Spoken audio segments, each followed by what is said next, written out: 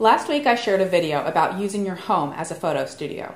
You can create professional looking images by just getting a little creative.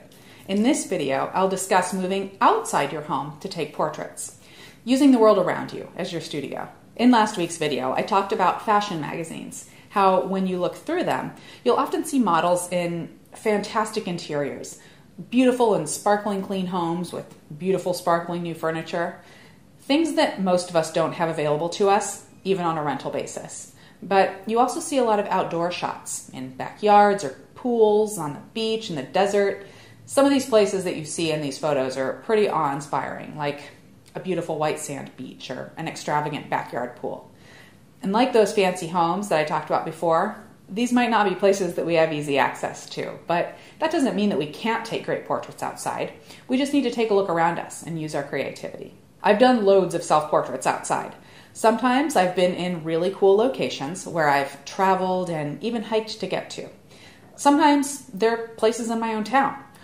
Often they aren't even particularly private places where there are people milling around and I have to be patient to wait for the right moment for photos so that I'm the only one in the photo. With all of these places, I've happened upon them during my everyday life.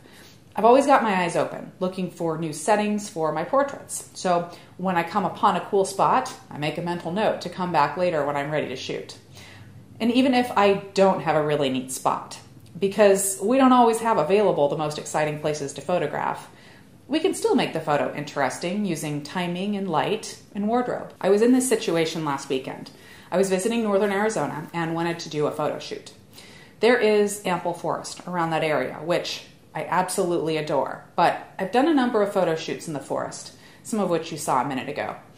I typically go for a conventional look as the model. For me, the forest is calm and fun and beautiful, so I go with casual jeans and a t-shirt or a flowy dress.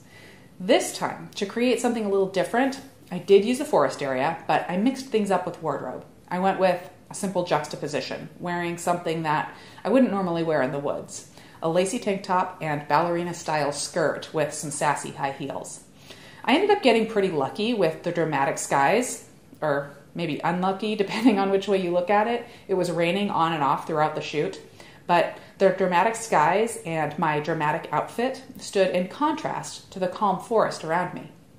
Add in some interesting editing choices, and you get a more fashion magazine editorial look, something that would stand out in a model's portfolio. Now, while the images that I took over the weekend may not be suited to family portraiture, you could use the same idea for families or for engagement photos. Something like have the family or couple all dressed up, but relaxed and eating ice cream in one big bed. So you won't always have the perfect situation. Maybe you don't have an incredible location. Or maybe you're just tired of the locations that you have around you. But don't despair. Just get creative. You don't need a huge budget and commercial lights and assistance. It all goes back to your timing, your light and location. But with a twist, you can get those commercial quality images. I showed you a bunch of photos today. You can find a sample of my most recent juxtaposition style forest shoot along with technical details at snapcheck.com. There's a link to that post in the description of this video. And VIPs, log in while you're there. You'll find 3 things. 1, a link to this week's VIP show where you saw a bunch of behind-the-scenes footage from this shoot. 2, you'll see a separate video where I talk through more details, challenges, inspiration, shooting data. And 3, there's a whole gallery of images. And if you're not a VIP, but you're interested in finding out more about it, you can find out all about that when you get to snapcheck.com too.